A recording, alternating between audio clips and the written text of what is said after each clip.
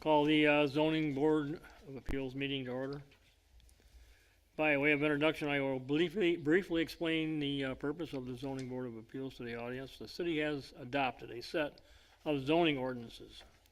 If a property owner applicant wishes relief for a portion of the ordinance, state law provides for an avenue of appeals, hence named Zoning Board of Appeals. The zoning board must find that 4 conditions exist in reviewing an application in order to grant the variance. If all 4 conditions are met, the board can grant approval for a variance from the ordinance. The 4 conditions that must be met are: 1, extraordinary or exceptional circumstances which apply to this parcel alone. 2, preservation of rights that a similar zoned parcel would have. 3, no detriment to adjacent properties. 4, the request is not in such a general nature that the ordinance should be changed. Unlike a decision by the Planning Commission that must be approved or can be overturned by the City Commission, the decision by the Zoning Board of Appeals is final. There is no review or opportunity for overturning by the City Commission. The Zoning Enabling Act provides a section, 606, Appendix 3, an appeal from a decision of the Zoning Board of Appeals shall be filed within 30 days after the Zoning Board of Appeals issues this decision in writing, signed by the chairperson, if there is a chairperson, or signed by the members of the Zoning Board of Appeals if there is no chairperson, or within 21 days after the Zoning Board of Appeals approves the minutes of its decision. The court may affirm, reverse, or modify the decision of the Zoning Board of Appeals. The court may make other orders as justice requires.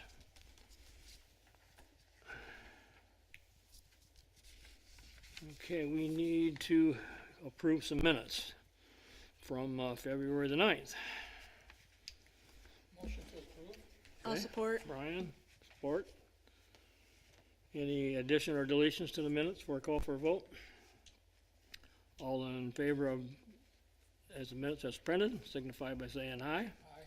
Opposed, same side. The minutes are approved. Okay. Tricia, you want to run us through the particulars on this one? Should we do general public comment first? Yeah, we can do that, I guess.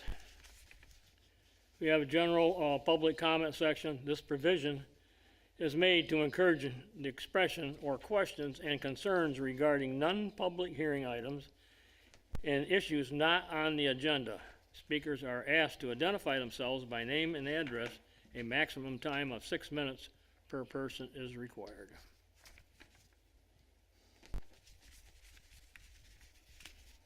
Hearing none, I'll turn it over to you, Trish. Okay?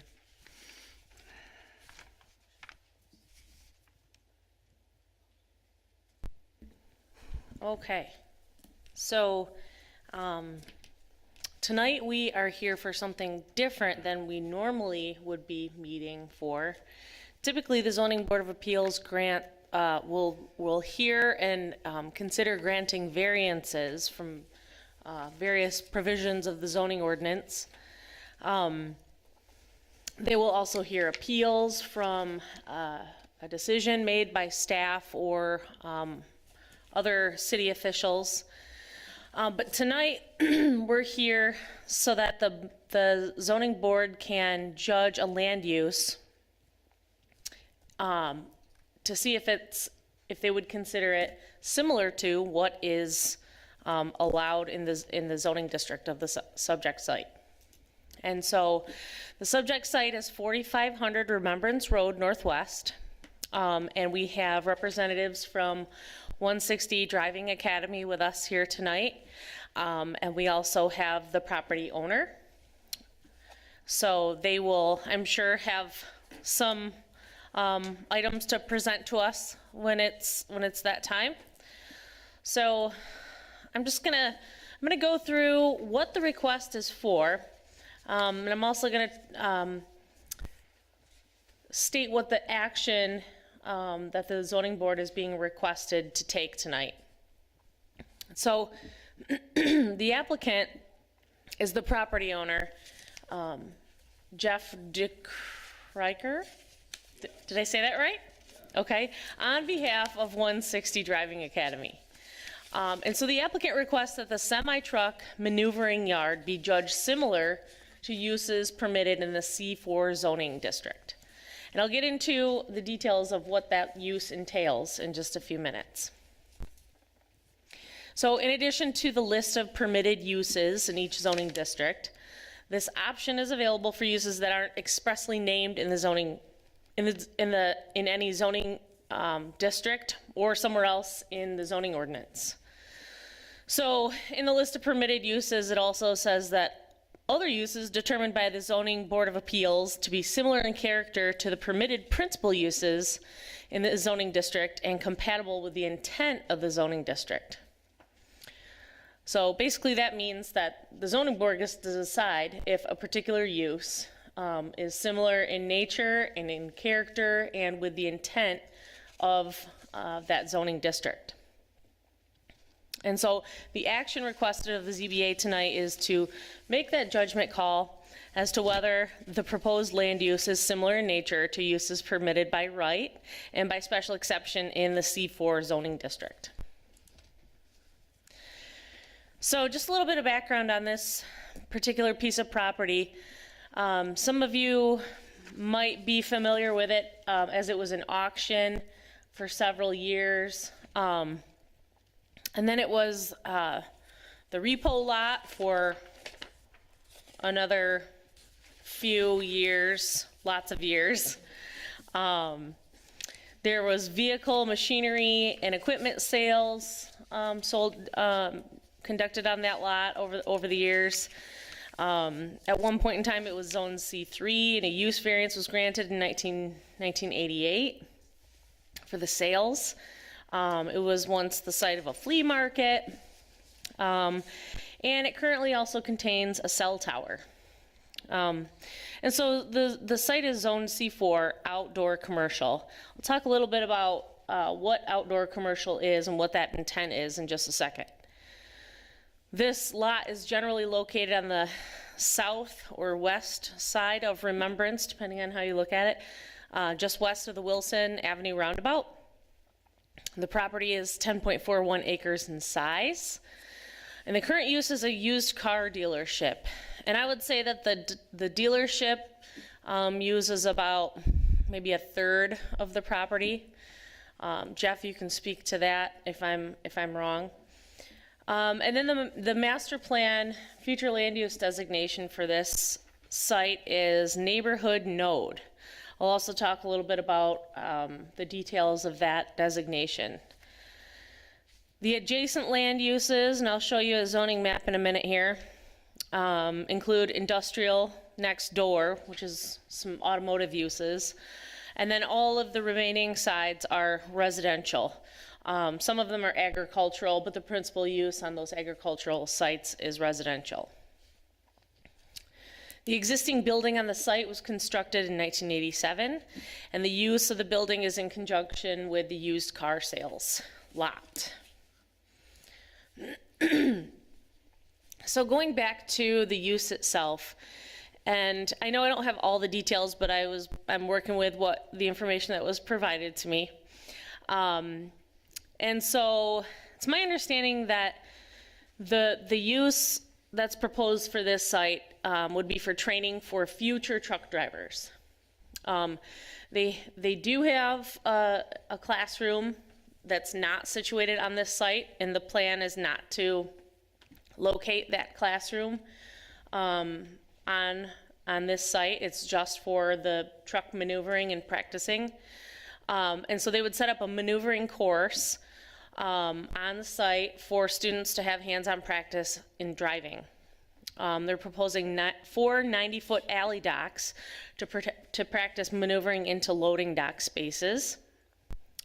The semi-trucks that they'll be driving would be parked on the site and left there when they're not in use. The last I knew, they were proposing portable toilets because that's what was on the site plan, but I understand it might be something different, which Quinn will go into at some point. And they're not proposing any specific buildings with the exception of a small storage shed. And they also plan to use a semi-trailer to store their tools and equipment and supplies. And as I said, the classroom is located off-site. So I like to be able to get to know some of these uses, especially when there are other locations in the surrounding area. There's not a whole lot of 160 driving academies located near Grand Rapids, but I found quite a few in the Midwest. And so I just wanted to show just a few of the sites that I kind of zoomed in on Google Earth. It's a great tool. Just to get an idea of what these sites look like. And not all of these sites, I'm assuming, are the truck maneuvering yards. Some of them are probably just the classrooms, but the only information I have is just the aerial. So I hope you don't get dizzy from the zooming and the 3D. So here's one that's right in Flint. And it looks like they might do a little bit of driving on site on this one, maybe.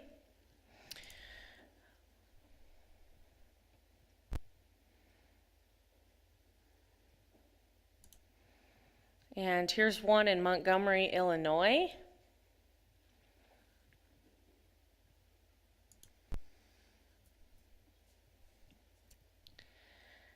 And then there's one in Waukegan, Illinois.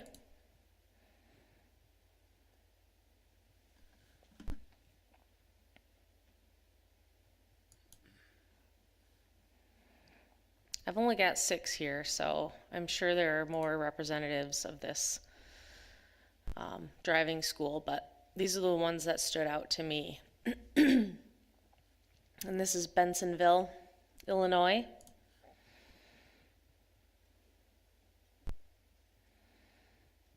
And here's one in Oak Creek, Wisconsin.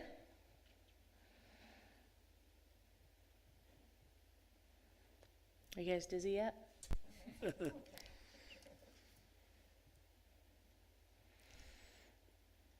And then here's one in Saginaw. Looks like right in the middle of a few farms.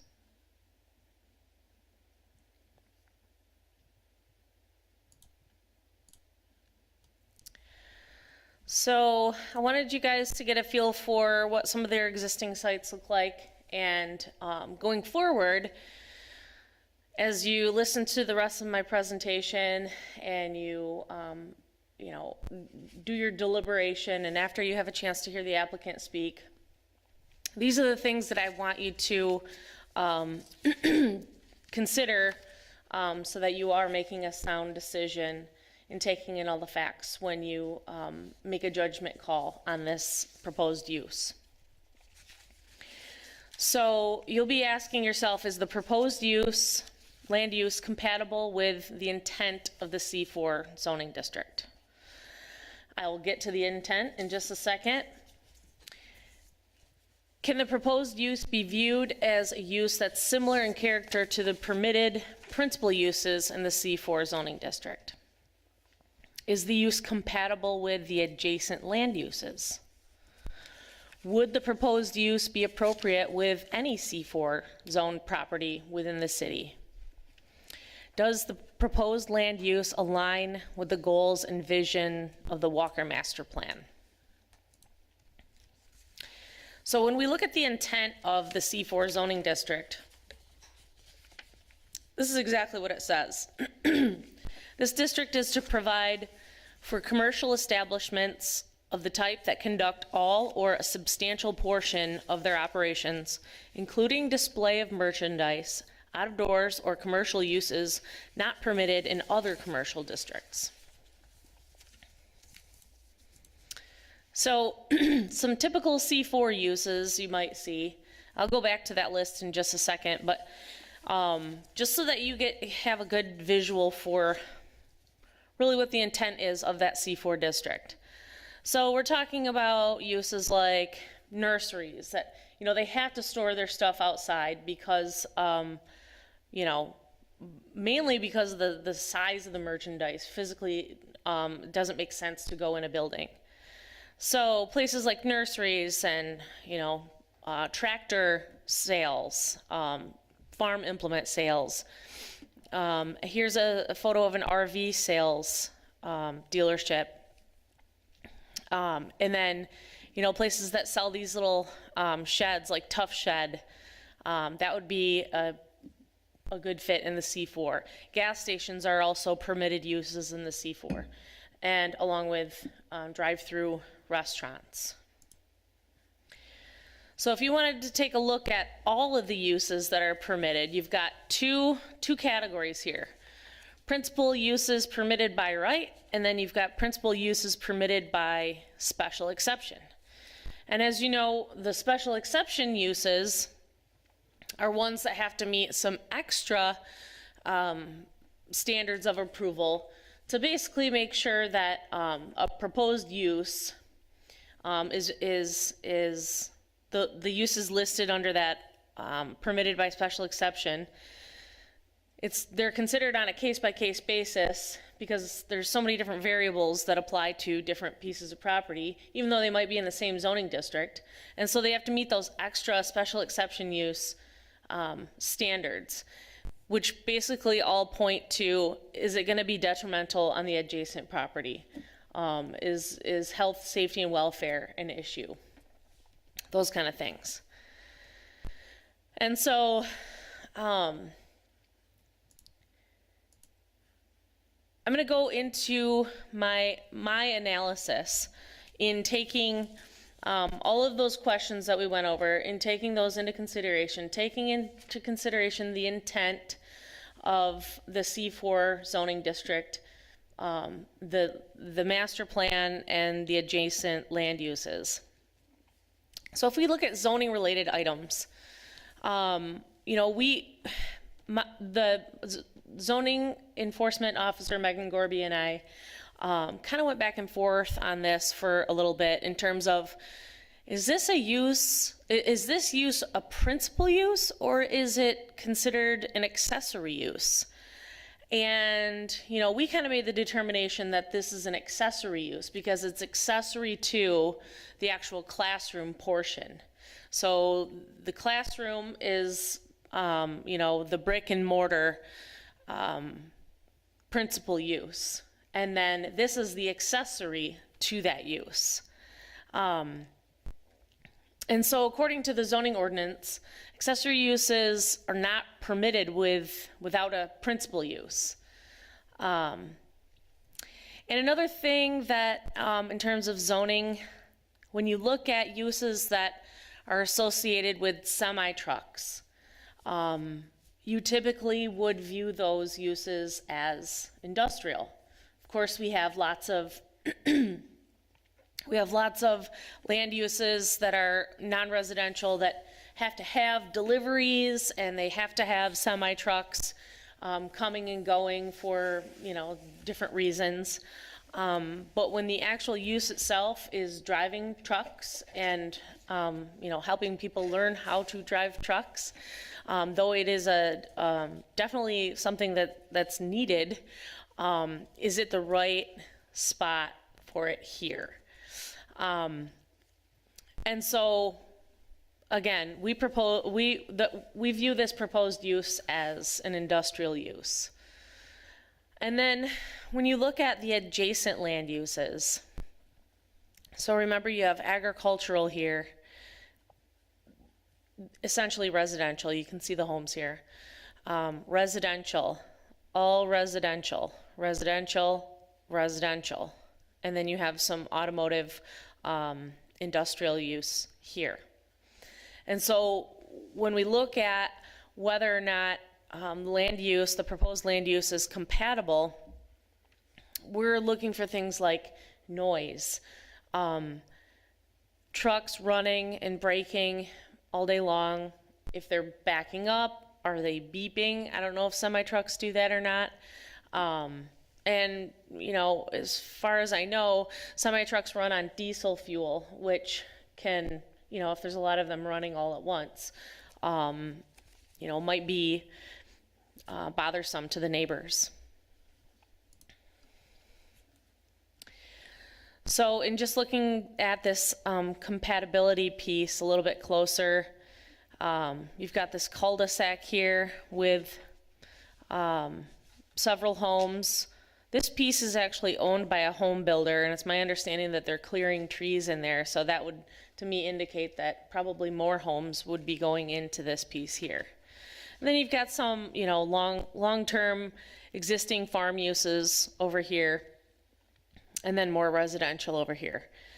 If you had a chance to look at the site plan, you would see that the use of the trucks would be, kind of all the way up into this little triangle here, as far as the maneuvering area. So continuation of the staff analysis, another big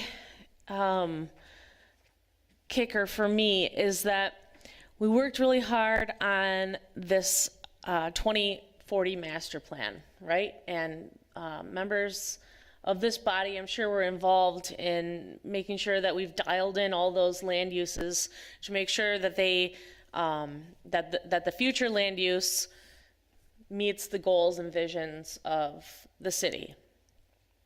And so the future land use designation for this parcel is neighborhood node, and you can see it right here. So this whole corner, this whole little triangle here, and all this, which is the city offices and everything, this is another area that's right on Wilson Avenue that's also designated as neighborhood node. So neighborhood node is planned for small scale neighborhood businesses and amenities and services. So your coffee shop, your sit down restaurant, your small grocery store, that kind of stuff. And one of the goals of the neighborhood node designation is creating a human scale with walkable areas. Basically, the goal is to, over time, obviously, and very incrementally, to phase out some of those old non-conforming industrial uses that you'll see on the Remembrance corridor, and some of the higher intensity auto uses to try to pave the way for this small town feel. Will we ever get there? I mean, we might, 40 years from now. But what we want to look at here is if we are opening the door for a land use on this large parcel in the C4 district, are we doing it, is it in line with the goals and vision of the master plan? Oop.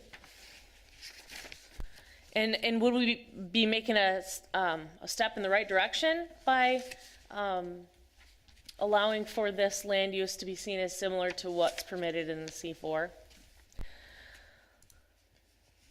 So,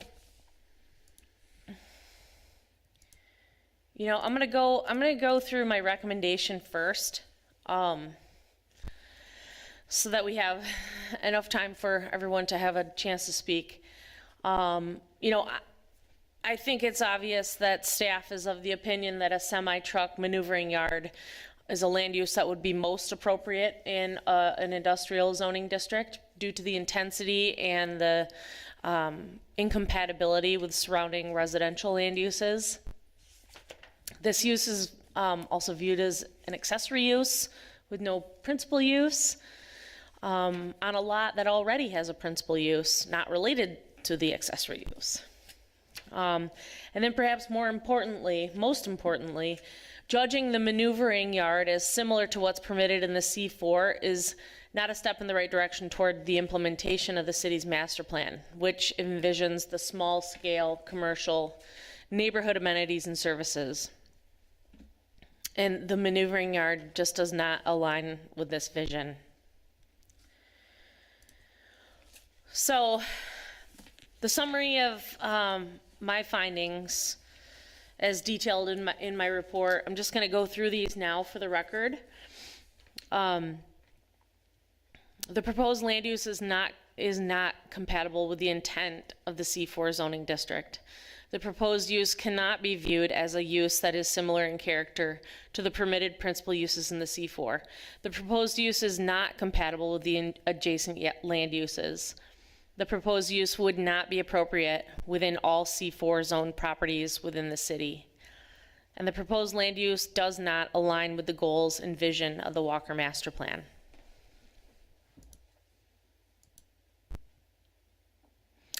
So I have this here for whenever you're ready. But I'm gonna hand it back to the chair to, that's all for me for right now.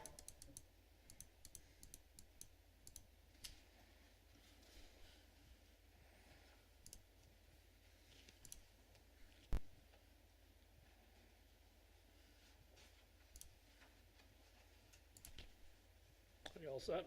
All set. Okay, the applicant wish to add anything at this time? The podium, I need your name, address for the record, please. Make sure you push the button. That's great. My name is Jeff Dekruyter. I'm not used to public speaking very often, so I live kind of down in Caledonia. You want my home address? Is that what you want, or the principal? Yeah. So I live. It's actually 559 South Shore Drive in Caledonia. I bought this property 2 years ago. I bought it from Mark Haskins. We've been in the same industry for, I started in the repossession industry in '03. He was kind of the gold standard of a repo company back in the day, where he had his repossession, and then he had the auction where he would sell cars. And so when he mentioned to me, he's like, I want to retire, I kind of jumped to the chance. I would like to buy his property and business that I bought from him. It's been over the years, it had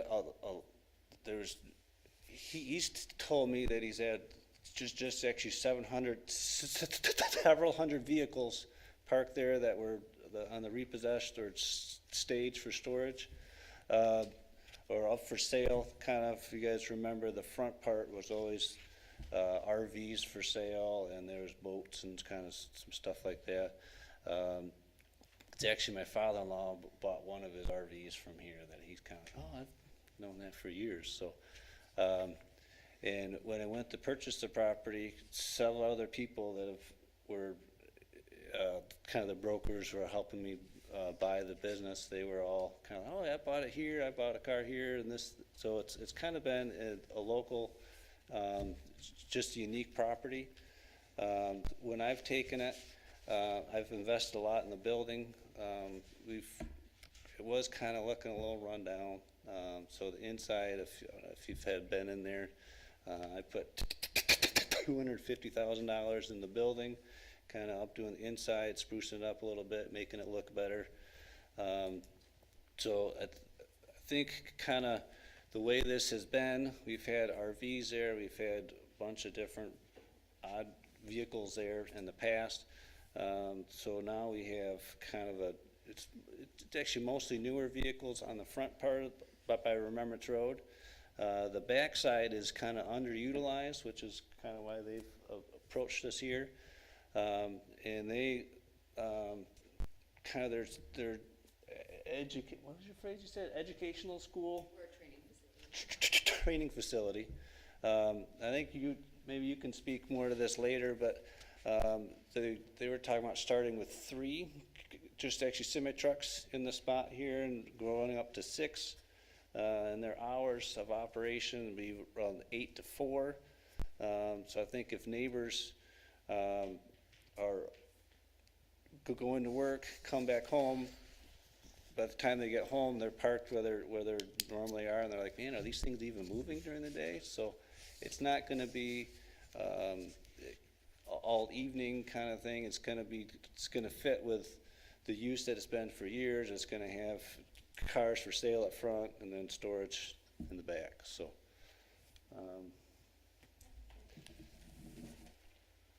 Thank you. Yeah, thank you. Thanks, Jeff. What's that? Sorry. Nothing. Go ahead, thank you. All right, well, thank you for your time today. My name's Quinn Rosser. I'm part of the real estate team for 160, and this is Tess Cavalier. She's joining us from our headquarter location in Chicago. And ultimately, we have a couple things probably that we want to clear up a little bit. We've had a lot of conversation back and forth, but I also want to address a couple things that were brought up a little bit earlier. And when we're looking at, 160 site locations vary by location, and they can vary by location in the same state. We are all across the country, and the sites take on and are reflective of the counties that they are in. So with Grand Rapids, and the reason that you don't see any site in Grand Rapids is because essentially how we get to where we open schools, we have call centers. And the call centers keep track of where inquiries are coming from our advertising. And so we started to notice that we were getting more and more inquiries in this area in West Michigan. So we started focusing on trying to find a site here. And as you can imagine, and as you know, I'm sure as you went through your master plan, land use regulations are getting more stringent, and we have to be flexible and try to accommodate those needs while still being able to produce the training that we need to do.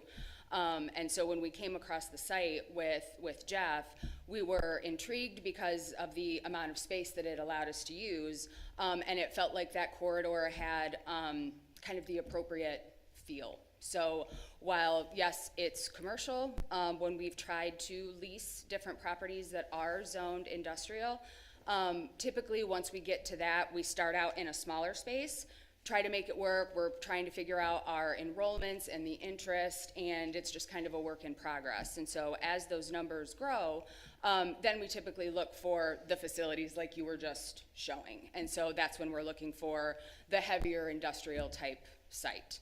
So as we were talking with Jeff, and I apologize for the confusion because the site plan that was submitted, we were kind of working with several different iterations. And to address I think it was the principal dwelling unit piece.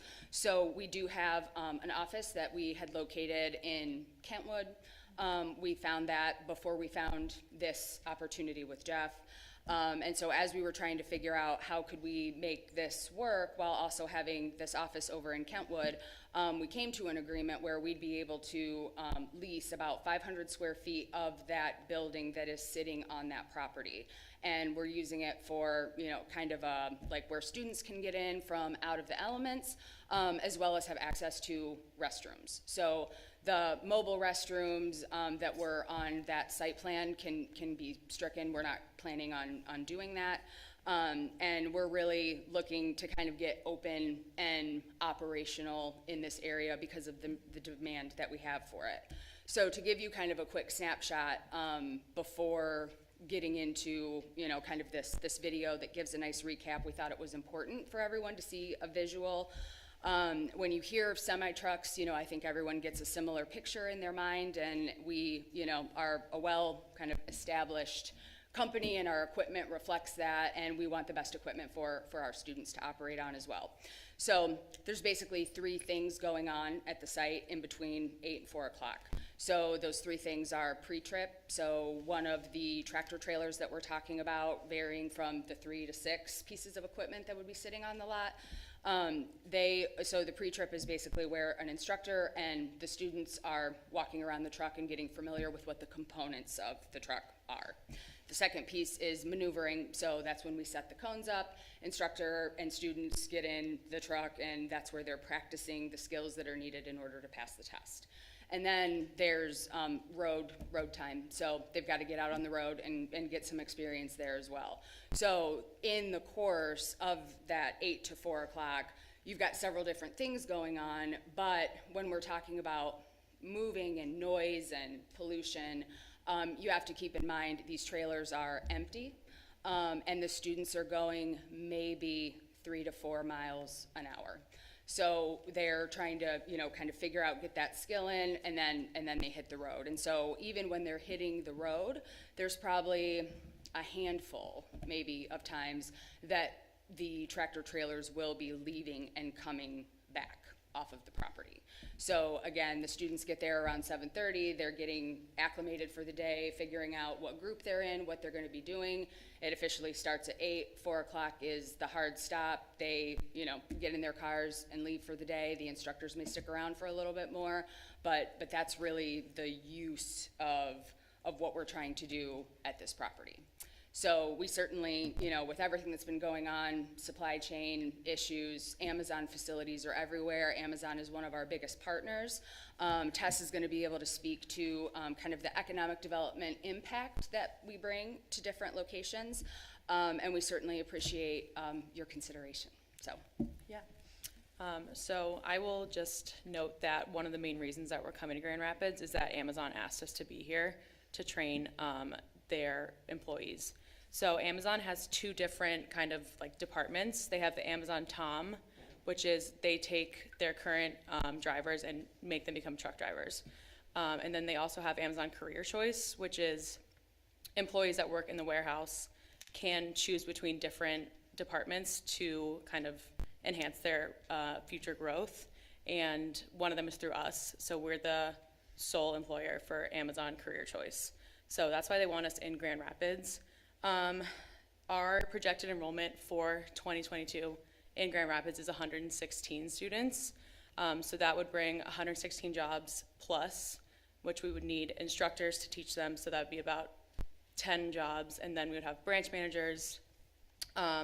We also would bring jobs to the local truck store or truck repairs. So when our trucks break down, we'll bring them to a local repair shop. And then also kind of diesel fuel would be a big kind of money bringer to Grand Rapids. Last year, 160 graduated all across the country, over 12,000 students, and we have doubled our school count since then. So we're looking at about 30,000 students to graduate in 2022. And one thing I think is kind of important to note, it's certainly been impactful to our business model. And these numbers are interesting because, 160 has been doing well for a while, but then the federal regulations actually changed in February. So before that happened, if Tess knew how to drive a truck and she taught me how to drive a truck, I could go take the test and get my CDL license. As of February 7th, anyone attempting to get a CDL license has to go through a licensed school, which is 160. So when we talk about kind of these numbers, I don't want you all to misunderstand that we're gonna have 116 people out on this property at one time. This is just, our enrollment process is it varies, and the students that will be out on the lot will vary based on how they do on the training, how they do on their testing. So it's hard to say, a hard and fast rule, but based on the equipment that we will have, which is, we've talked about from 3 to 6, and that's kind of what we're shooting for. So now that we've kind of given you that overview, we did want to send a video so that, people could see exactly kind of what we're looking at. So if it works to tee that up now, that'd be great. I think it's about 3 minutes.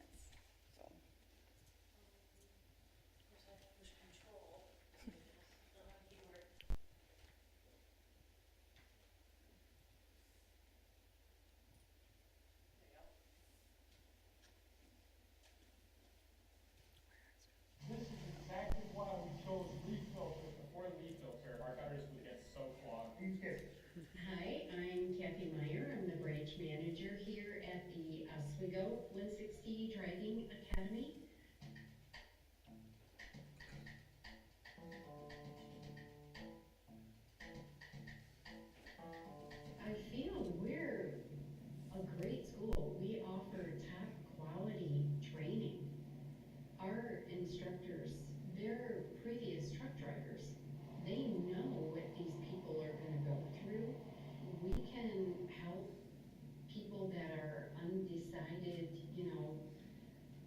they willing to get a little experience in, do a little over the road before moving into local? We assist with the permit process. We help prepare for the permit tests.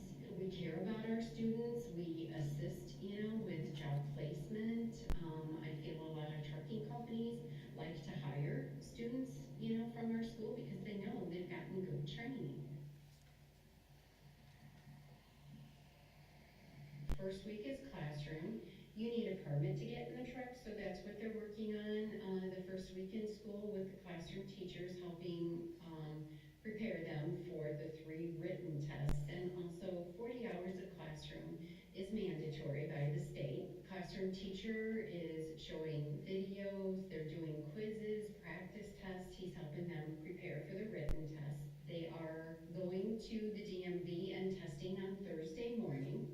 Then they're back in class for Thursday afternoon and all day Friday, and that completes their 40 hours of classroom. If they did pass the permit test and get their permit, then they'll start their truck training, 3 weeks of truck training in our yard. I know we train for Amazon, so they're using an automatic truck.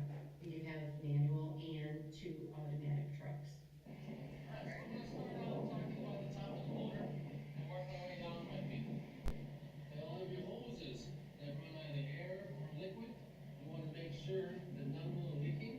So you pull the dipstick out, you would wipe it off, you would check the level right on the bottom of that oil stick, and you want to make sure it's between the add and the full.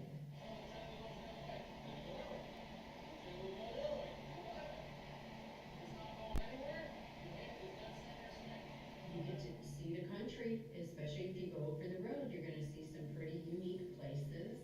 I think that it would be adventurous.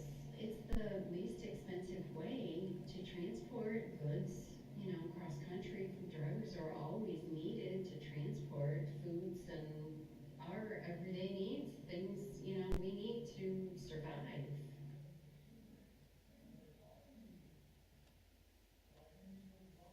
Oh my God, it's a great opportunity. Earn a great living, some independence. If you enjoy driving, they can become an instructor after, getting some experience in.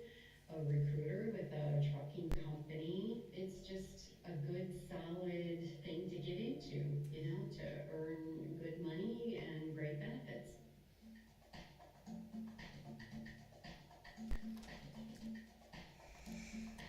So hopefully that gives you at least kind of an idea of what our offices look like, a little, kind of glimpse into what goes on at the yard. One piece I did want to bring up is as we were kind of prepping for this meeting and knowing that we were close to. So, Background do you want to watch music, it? Yeah. Yeah.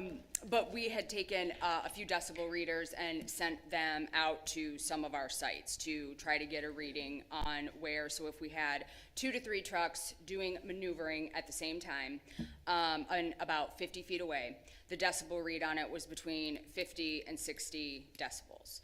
So when we were looking at what that meant, according to the equipment, and you do a Google search on it, and it actually comes back as being related to an urban environment, or an urban atmosphere. So this isn't going to be, crazy sounds at all hours of the day. I mean, really the only activity is when they're going 3 to 4 miles an hour trying to maneuver through those cones. So we certainly appreciate your consideration, and I think that's all we've got. Yep. Thank you. Thank you.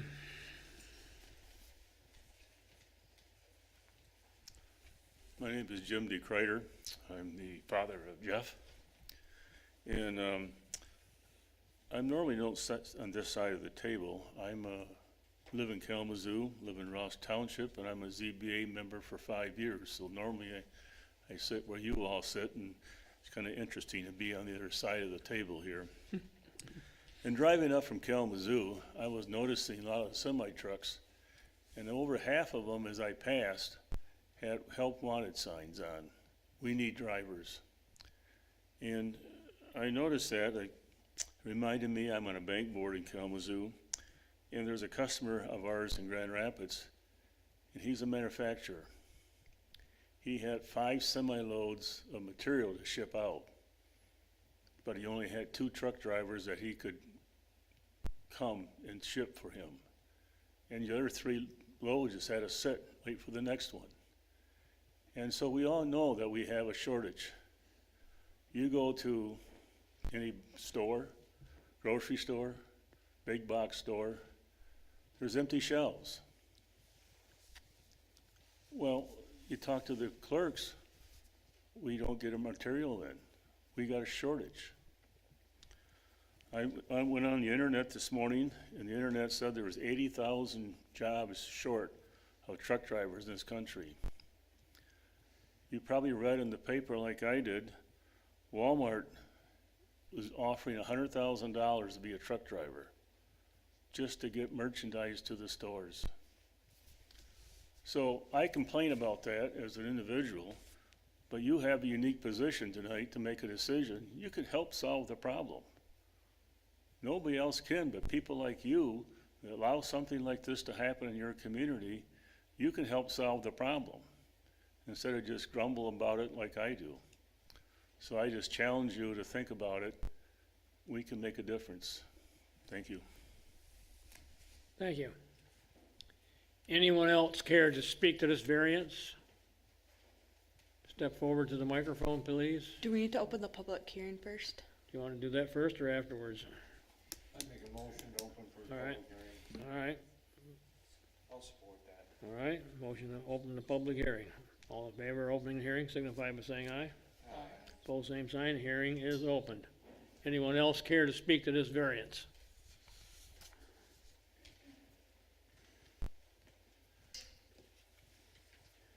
Hello, my name is Brandy Van Gessel. My address is 4524 Remembrance Road. And I actually sent an email to Tricia yesterday, so I'm sure you have it. But since it wasn't attached to the agenda, because I sent it in pretty late, I'm going to go ahead and paraphrase it. So my husband, TJ, and I have owned the property right next door to this property for 10 years now. We share over 200 feet of property line with this property, so we're right next door. And we did take some time to review the request, but unfortunately, we just cannot support the request to grant this similar use judgment. We feel that a truck maneuvering yard is going to it's going to cause a detrimental effect to our property value, and us being able to use our property as a residence. And in addition, our property is also my workplace and my business address. So I do work from home every day. I actually look out right over onto the lot every day from my desk. And on top of that, we have twin sons, toddlers right now. So we are also out in the yard trying to enjoy the sunshine and the nice yard we have there. So part of our concern of having a semi-truck maneuvering yard right next door is it's going to, even though it's not a super loud noise, it's still a lot of background noise. We really love living here. We have stayed here. We've actually looked at moving and decided to stay. And part of that reason is because the master plan and the vision for our area is really to get more of that neighborhood feel. And we really want to stand behind that and throw our support behind the zoning master plan. Just as a business owner, it's important to me. I do all of my business pretty much digitally now, especially post-pandemic. So I'm doing a lot of phone calls. I would love to be able to have my windows open. I would love to not have soot from diesel fuel coming in and coating the surfaces in my home. We already live on a busy street. And then in addition to that, just as a parent and someone who is a pedestrian who walks across this driveway quite often, I'm very concerned with having semi-trucks coming in and out. I know that there's been a lot of development down the road. There's a lot of apartment complexes, and there's actually a significant amount of pedestrian and bike traffic that comes that way as well. I know when I'm trying to get my sons and my dog out in the stroller, I'm always a little bit stressed out until I can get up to the roundabout. So just adding any additional noise or vehicles to that, especially big vehicles that are hard to see, that is a very big concern for us. Trying to see if there's anything else just significantly that I want to say. I do want to mention the doors and the property, the way it sits with our property. We do get a lot of light and noise pollution from this property already. So, you know, I understand we live next to a commercial property. There's going to be commercial activity. However, additional commercial activity and additional vehicles and noise, that's just something that we don't support. And again, we have a residence here. If we were to try to sell our house, I think that is a very big detriment to the value of our property. And I think, judging from the map, we're one of the properties that has the most direct shared property line with this one. So thank you very much. Thank you. Anyone else care to speak to the variance?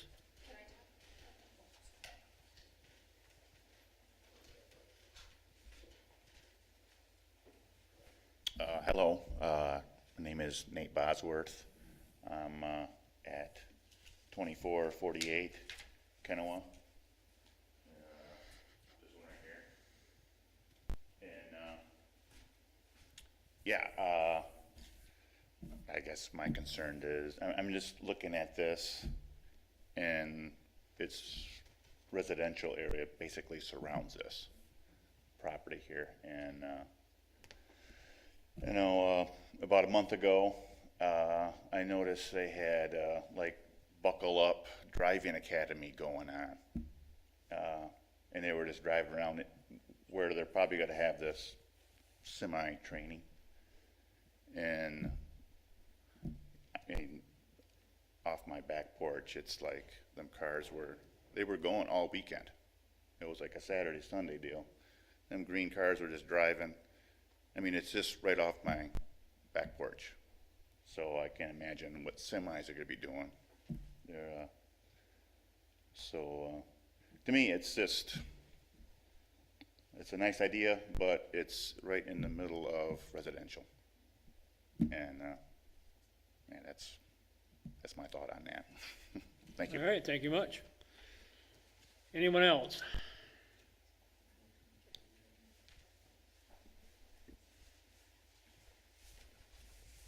Hi, Debbie Bosworth, married to Nate Bosworth, live at 2448. First of all, I guess I just want to say, you know, I've lived there since I've been 10. And so I've been there for quite some time, and my dad farmed that land. But I did also want to let you know that my dad and my brother have been truck drivers. And so I had an opportunity just to kind of talk to my brother, who is still alive. My dad is not. But I love the truck driving industry. I understand the value of it. I understand the importance of it. And I appreciate that everything that Jeff has done for the property, because it does look very nice. So thank you for that. But being a resident, and family is always first. And so for us, I think, as being a property owner and having the history of being there since I've been 10, I just think I really value it in the history that we have and the master plan that we have moving forward as being residential property. So I just hope you appreciate that. Thank you. Thank you. Anyone else? I just wanted to read into the record that we did receive 3 emails that will be attached to the minutes after this meeting, Okay. that we had all in front of us. Okay. Can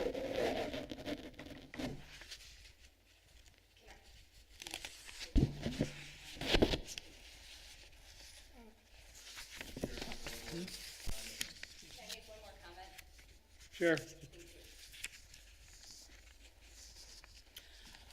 So I certainly appreciate everybody being here and what you're saying. So one thing that we had been kind of contemplating as well, and I just wanted to throw that out there for your consideration, is kind of going back to what we were saying before about kind of how we got focused on West Michigan and just the inquiries and that there is a demand here.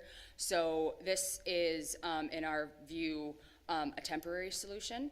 until we can find a site that will better accommodate what we are trying to do in the area. So if this was something, you know, that we could do for a year or two, or a year and revisit this, and then, you know, we would be moving on to another location anyway, we would be open to that as well if that was more agreeable for everybody. So I just wanted to put that out there. So, thank you. Okay. Anyone else? Well, I can read some of the letters of concern that was sent in to us, for the record. The first one is from Daniel Ralston. So I'm writing in response to the truck driving school that is proposed at 4500 Remembrance. As a homeowner in the area, I am not in favor of this. I am concerned about the noise associated with the trucks, as well as the smell of the exhaust and associated pollution. As mentioned in our conversation on April 6th, the repo lot that previously occupied this location occasionally had high horsepower cars there. The noise from people driving and testing the cars was very, very loud. I would accept that it is consistent with the trucks, would not even be worse. Okay, we have one from Mary Ellen Razami.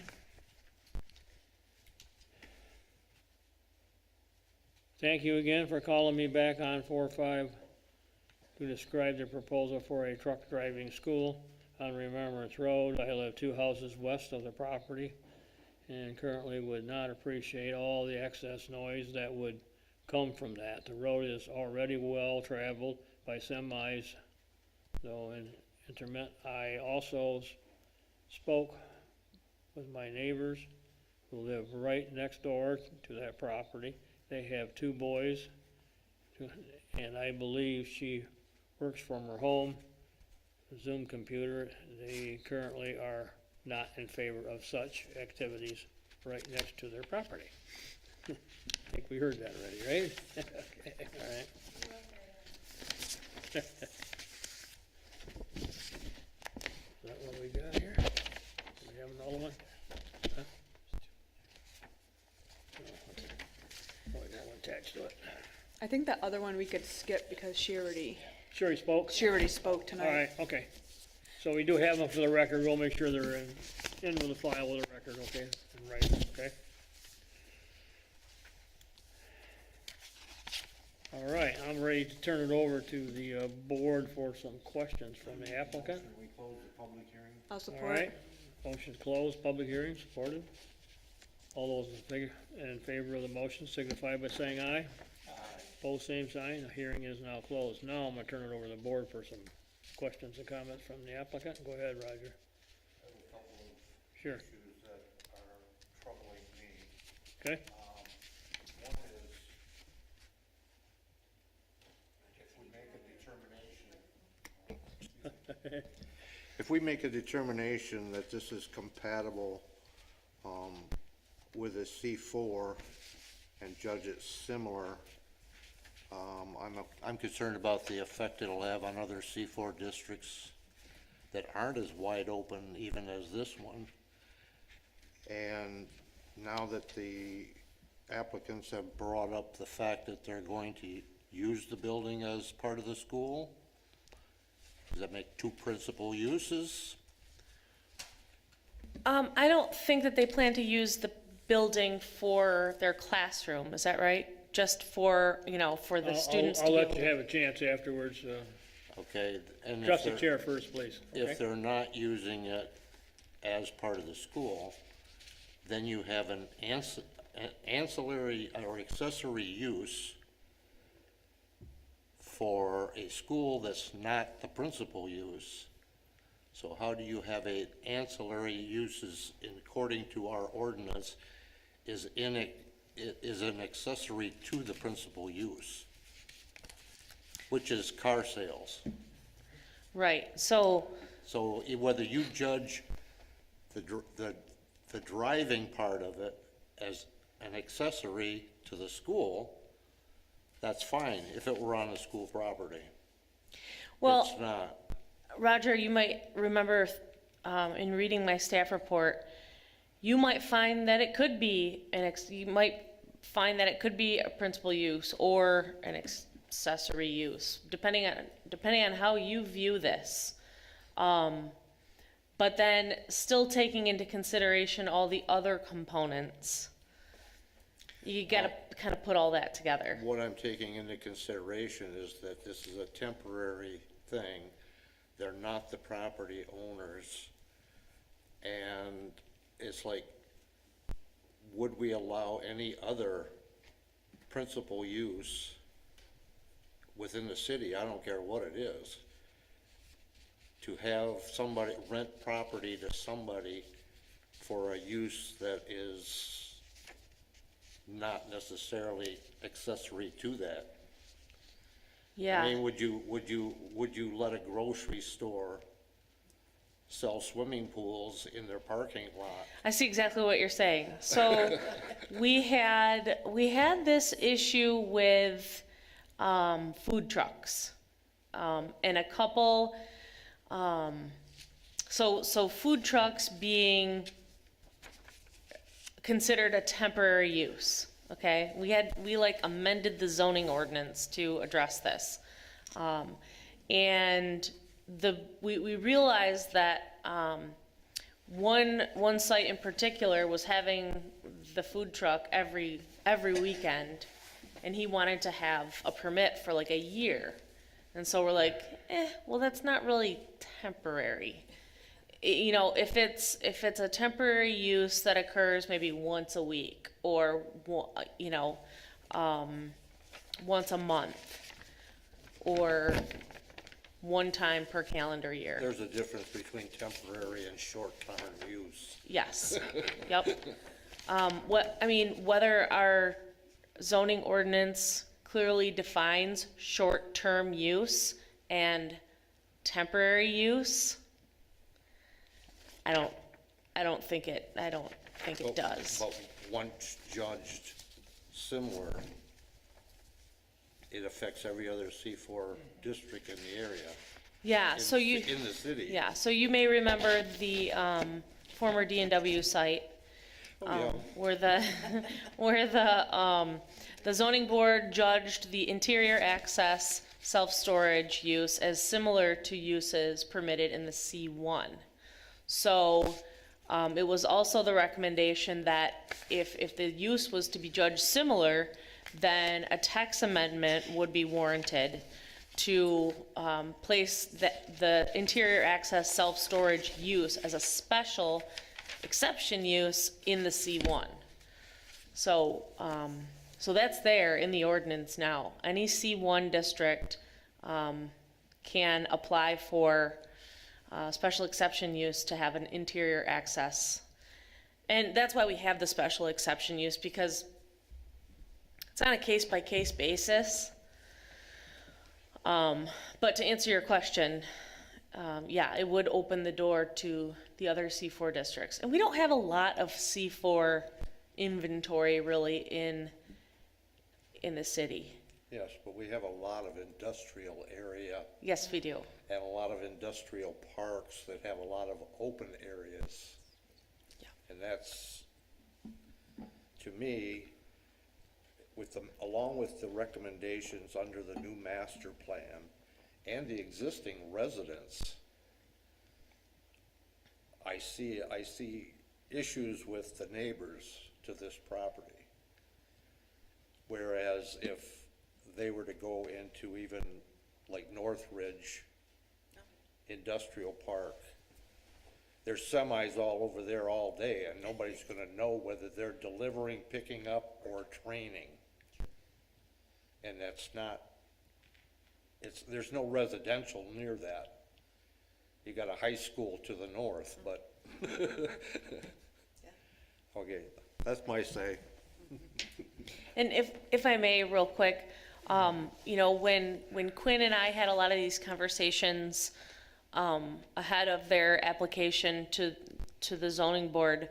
At that time, there were, it seemed a lot of potential opportunities in some of our industrially zoned districts that I sent over some contact information, so I don't really know whatever, if anything ever panned out, or, you know, if you were ever contacted by any of those folks, or I can't remember if I gave you their contact information or if I gave them your contact information, but at one point we had a party that was interested in developing one of the Walker View sites for semi, truck, and trailer storage.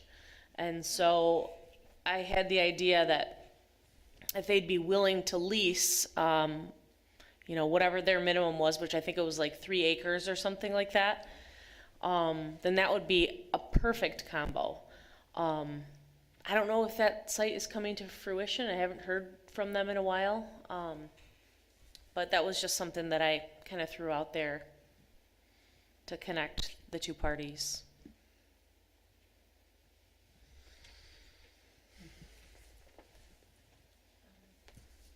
Okay. There is the former Amazon building that the lease was up on since they finished the new one across from the high school, where the semi's out. It's on Walkent off of 3 Mile. Was that ever a suggestion? Or it's empty now. I mean, it has the truck bays and everything, and it's quite a maneuver. It's very tough to get in and out of there. Just a thought. That was a building? Hmm? I know which building you're talking about, but they need a yard. The what? They would need a yard. Oh, okay, to park the truck, okay. Well, enough for them to need a yard. Yeah, that would teach you real fast in those bays there. I don't think I could ever do it. All right, I just wondering. Okay, anyone else? Board, any questions, thoughts?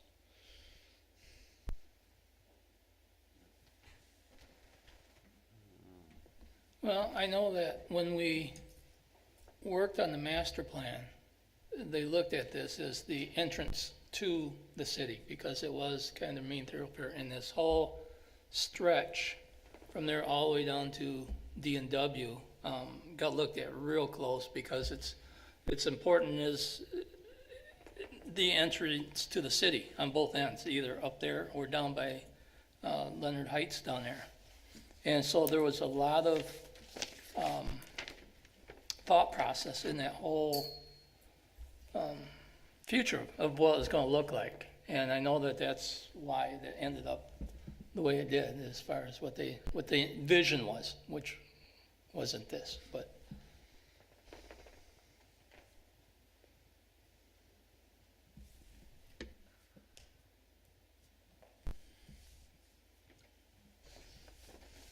Okay.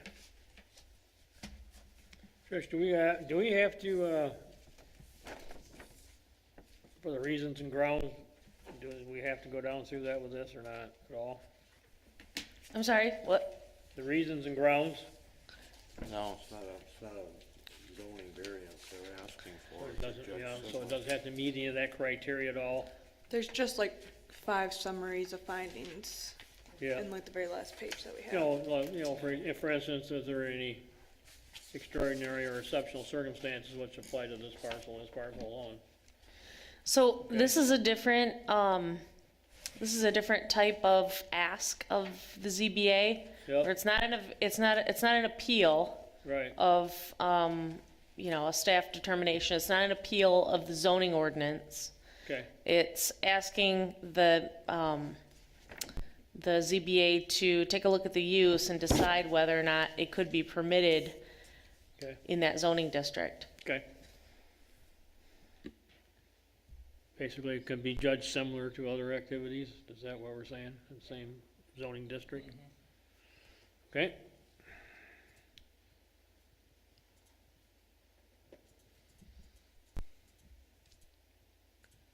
Okay, no other questions or comments from the board? You had a question earlier?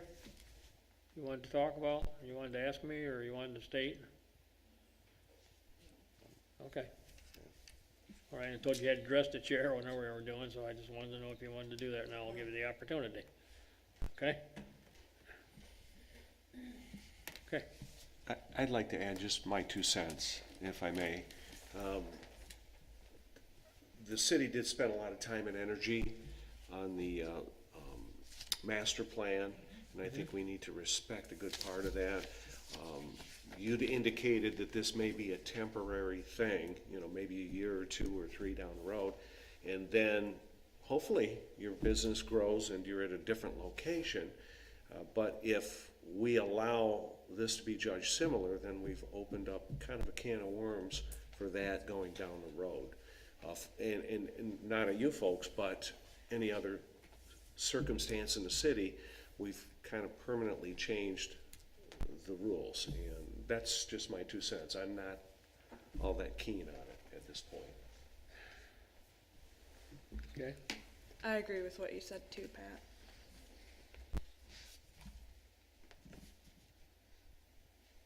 What do you think, board members? Any more comments, questions? Would we allow a truck terminal on that site?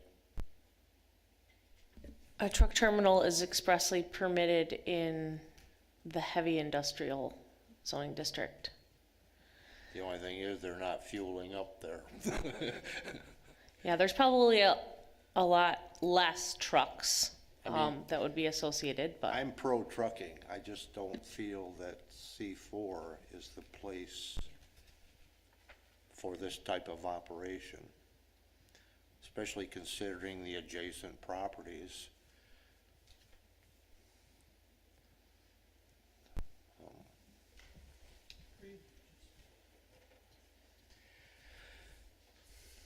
Okay. Any other board member? Anyone care to articulate a motion?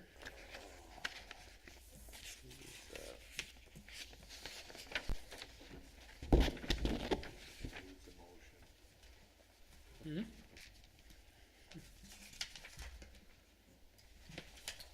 Are you gonna make a motion?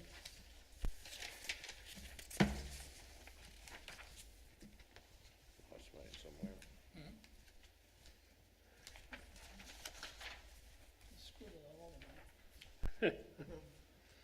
Okay.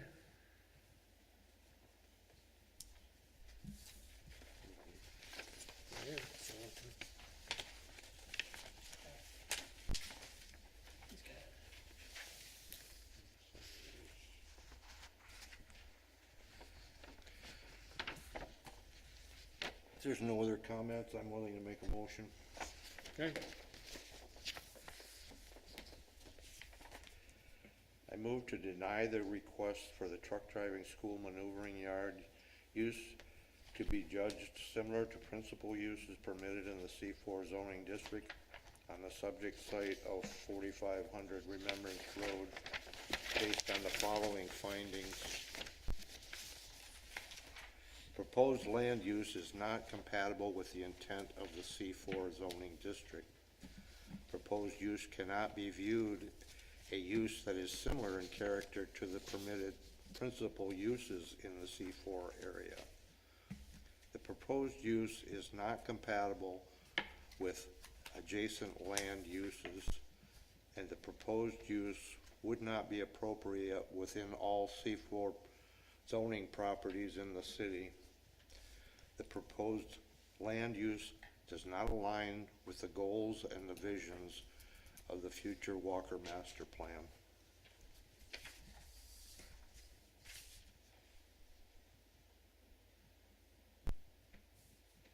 I'll support. Support. A second. Okay. We have a motion and support. Any other questions or comments on the motion before I call for a vote? Hearing none, all in favor of the motion signify by saying aye. Aye. Opposed, same sign. Is denied.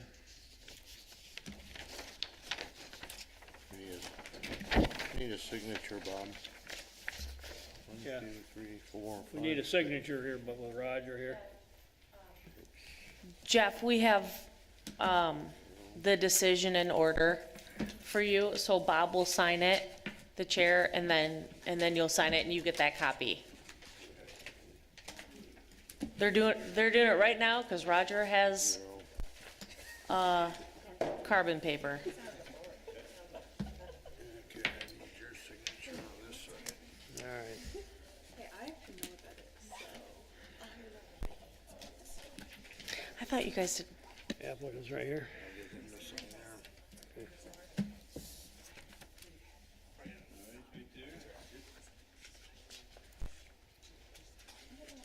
you get a copy.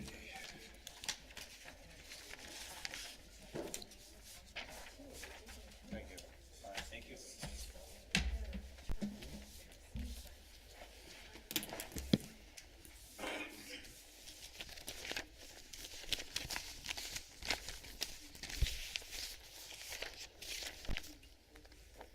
No sense in trawling along on that any longer.